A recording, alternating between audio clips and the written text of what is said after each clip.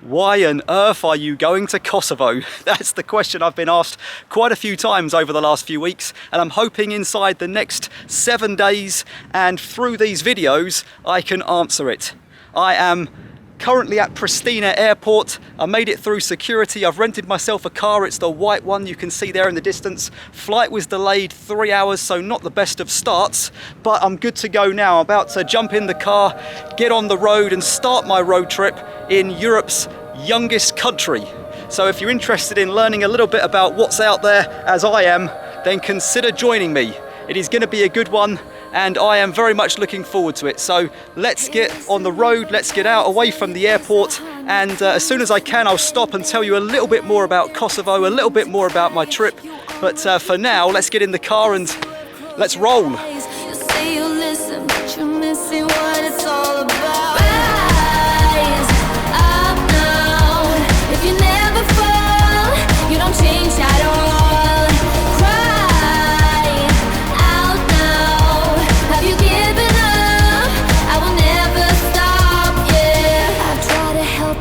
You keep reading between the lines. There's nothing there for you to complicate. We're not aligned. Rise up now. If you never fall, you don't change at all. Cry. I am only about 2 or 3 miles away from the airport. In fact, there it is right down there. You can see it at the bottom of the hill. Way over there you can see the tower and the runway. I went to fill up with fuel, which was quite the experience. The car was empty pretty much when I got it, so I had to go and fill up with fuel. 83 euros. Fuel is expensive at the moment in Europe. Anyway, what am I doing here? I stopped because I saw a little castle sign, and I've made it up to a little car park, and you can see behind me I'm the only person here. Incredible views across my right side there, but here there is some steps. So I figured what I'd do is take a walk all the way up to the top, see what's up there, and I'll tell you a little bit about Kosovo on my way to the top. It is unbelievable that I am the only person here, the only car in the car park. It just blows my mind, such a beautiful sight. But there you go, not a popular one with the locals anyway. All right, so let me give you a little bit of information on Kosovo. Kosovo is not in the European Union, but they do use the euro, and it is a country of about 2 million people. In terms of size, it's about the same size country as Jamaica and Lebanon. And if you put that on a European scale, then it's just a little bit larger than Cyprus and a little bit smaller than Montenegro. They definitely have warm summers here. It is 33 degrees today, and it is a scorcher. And you can see there behind me those wonderful views. So I'm looking forward to getting to the top. But as I said, let's talk a little bit about the history as well of the country, because it's a subject that I'll be touching on in later videos, especially when I'm in the mountains. So Kosovo, the area can be traced back to the Illyrian and Thracian tribes. The Romans were here. The Byzantine Empire was here. The Serbs ruled for a while. The Turks, the Ottoman Turks, they actually took over from the Serbs and ended up ruling here for about 500 years, which is a long time, especially in this area. The Turks fell out of favour in the First World War or thereabouts, and the Serbs regained control. Yugoslavia then came about, and then the breakup of Yugoslavia was brutal for a lot of countries and a lot of areas. The Bosnian War, the Homeland War, also the Kosovan War. 1998 to 1999 came to an end when NATO joined the Kosovo Liberation Army and removed Yugoslav and Serbian forces from the area, or at least pushed them back, and they withdrew.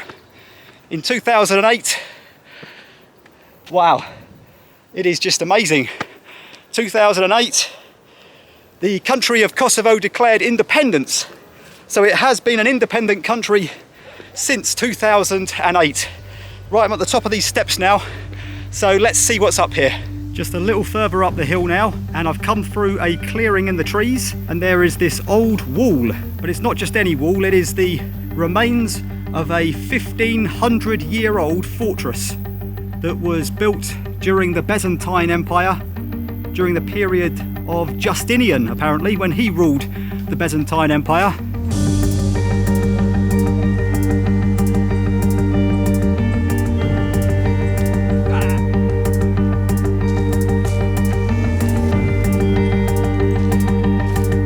It is just remarkable to be able to just walk around. I cannot believe there is nobody else here. I'm pretty much on top of the hill now. I can see a higher hill behind me, but there is a dip before you get to that, so I definitely won't be following the trail.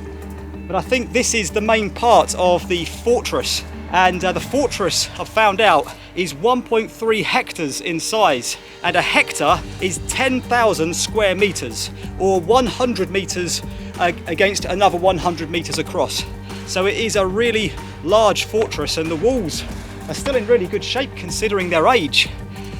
I am going to, in a minute, show you what's behind me, but before I do that, I think I might have said, it is a baking hot day today. It's 33, 34 degrees here in central Kosovo.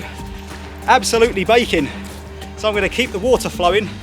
They have been digging here on site recently, and they've uncovered lots of old artifacts, coins, bits of broken bottles, tools that they used to use, many other things as well, and that's how they know how old this site actually is. They only started looking at the digging here for archaeological reasons about 10-15 years ago. Oh, that's good. A little bit of water. Little and often is the secret of thirst, so I'm told. And we're just going to go up here. I'll show you this view. It is truly remarkable. There we go. So I'm looking at the back of the fortress now. You can see why they built it here, can't you? Because there are magnificent views all around. You can't really access it from down there, it's just too steep. But the plains you can see for miles and miles. You can see Pristina over there in the distance as well, obscured by a few trees at the moment. And down this way you can just make out the rest of the fortress if I walk around a little bit. I heard some dogs barking a little while ago. I hope they're not wild dogs. I hope they're from down in the valley in someone's garden. Okay, right, I think I'm going to enjoy a little bit more time looking around this site, and then I'm going to head off. Almost back now to the steps that I climbed to get up here. Look at that lovely little bench there. Imagine just sitting there and checking out the amazing views. It's just a shame there is so much litter around. I haven't been here long, but I have seen a crazy amount of litter all over the place, which is such a shame because it's a beautiful country. Right, here's those steps. Let me give you 3 more bits of information that I forgot to give earlier. So first of all, the population of Kosovo is 2 million or thereabouts. Language here is Albanian and Serbian. We'll get into that in another video. And the country is made up, as you can see, 50% agricultural land, or 52% actually, so it's just over half. There's the airport, so once again, confirmation I haven't made it all that far, but I'm going to get back into the car in a second. Although, before I do, let me just show you a little bit of information on the rental car.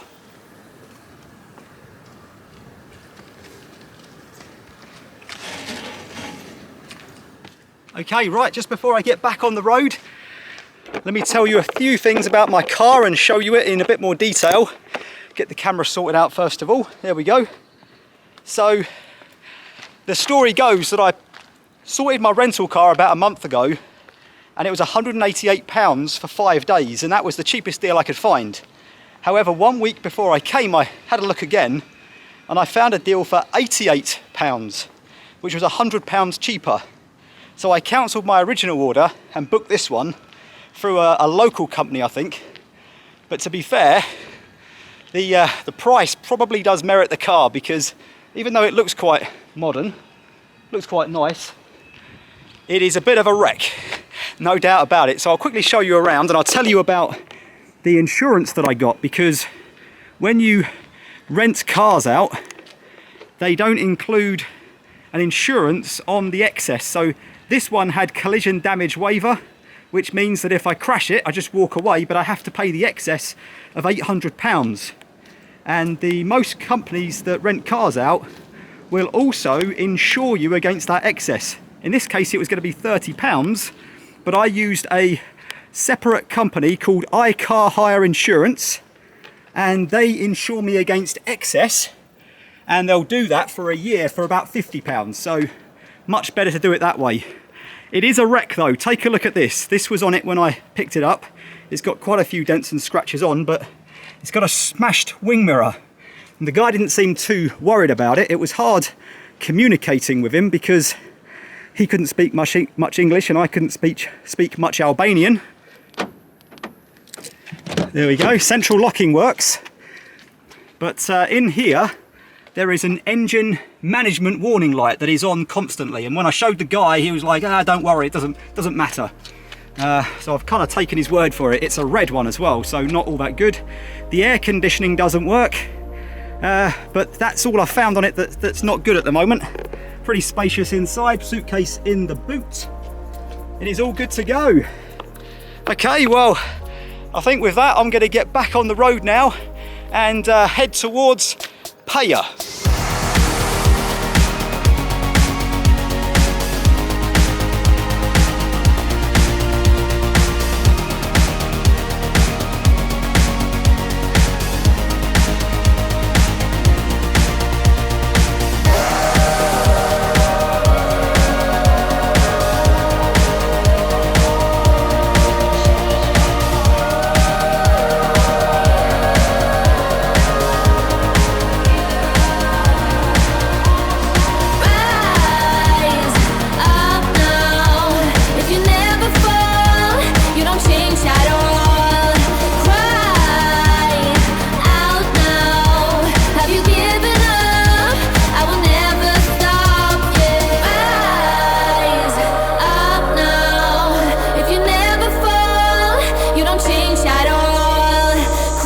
What a drive that was. I was not expecting the road to turn into an old trail there with unpaved sections at the end. I nearly turned back a couple of times because it got pretty steep and I thought to myself, is it worth this? But I stuck with it and I'm glad I did, because I've now arrived 2 or 3 miles down the old trail to a place, and there is other cars down here as well, so I'm not the only one.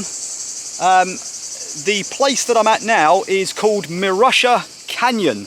I don't know all that much about it because there's not much information online. I couldn't find much anyway. Kosovo is not a touristy country, as you probably know, so when you come online, have a look at Google Maps and do a little bit of Googling, there isn't a huge amount of information on all these things. But yeah, I'm here now at Mirusha Canyon. I can hear the sound of a waterfall as well, so I think what I'm going to do is take a walk down this little trail here and see if I can spot that waterfall, and also the high walls of the canyon. It's already looking good. I can see a section of it up there. Walking alongside the river now, and I thought I would say that on the way here, the road that wound down from that mountain lookout on the castle turned into a motorway, then it turned into a single track road, then the dirt track. And as I was driving it, I saw plenty of Albanian flags, tractors and broken down vehicles. There was quite a few broken down vehicles actually. I was planning to spend some time in Peja, which is the city I'm staying at tonight. I've already booked my hotel, so that's why I'm heading in this direction. But I'm still about 45 minutes drive from Peja, and I'm probably, well, what's the time? I don't even know, I've lost track of it all. 6 o'clock. My plan was to get to Peja for 3, so that's definitely not going to happen. But I'm going to have a look around when I get there, and we'll rejiggle some of the plans that I've got so that I can hopefully see Peja on another day. But at the moment, this is the scene. Quite a few flies about. I've got my DEET spray on. I brought that with me. Always good to have that, especially when the afternoon turns into evening.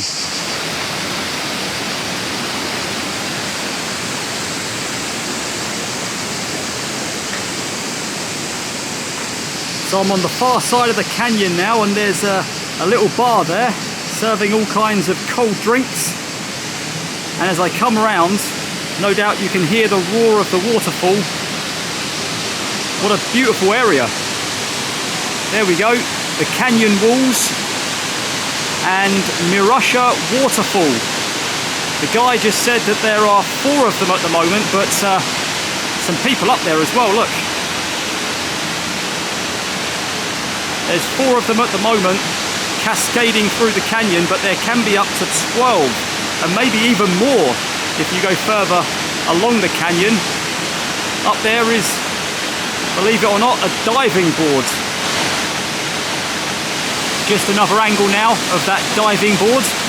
I'm over the other side. If I zoom out a bit, you can see once again the waterfalls and just these incredible canyon walls. Look at how tall they are. Unbelievable. There we go. Apparently you can get up to the waterfall by following this little trail, but it looks pretty steep. I'm not sure if I'm going to go for it. Right, I think, you know what, I'm going to go for it. You're only here once. Let's go up a little way and just see how we get on. It is pretty steep, but I'll take my time.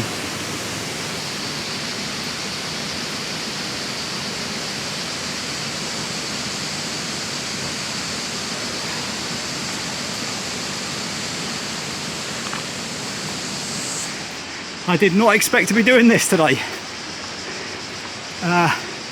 Yeah, here we go. Pretty handy to be fair, having the ropes. Whoa, nearly slipped there. So it looks like you're going to go up that way. It's got difficult again. Try to drop if you get it wrong. There's the water down there. That's how high I've come. And we've still got these, blow the fly off my arm. We've still got some rails and ropes here that we can hold on to. So all is good at the moment. Got a feeling there's going to be some cracking views in a second of that waterfall. What a stunning area. I know I keep saying it, but there's a better view now down into the canyon. And that looks like the old dirt track that I used to get down here. You can really start to see the steps now and the various pools. There's another one there, and I can also see another one back there in the wilderness. I gotta tell you, it was a tough one, only about 5 or 6 minutes, but very steep. Totally worth it though, because I'm now at the 2nd or 3rd waterfall. I'll show you that. Look at that, that is amazing. Absolutely stunning. I can hardly hear myself speak. Rapids over there as well. I'm guessing the sound is ricocheting around the canyons and making it sound even louder than it probably is. There's the back of the waterfall that I saw from the bottom. There's the little shacks down there where you can buy drink and a bit of food. Well, what a first day in Kosovo. Stick with me, loads more coming. I've got to drive about an hour from here to Peja, which is where I'm staying tonight. I'll definitely be making more videos across there and heading into the incredible scenery and mountains of Kosovo in future episodes. So stay tuned, subscribe.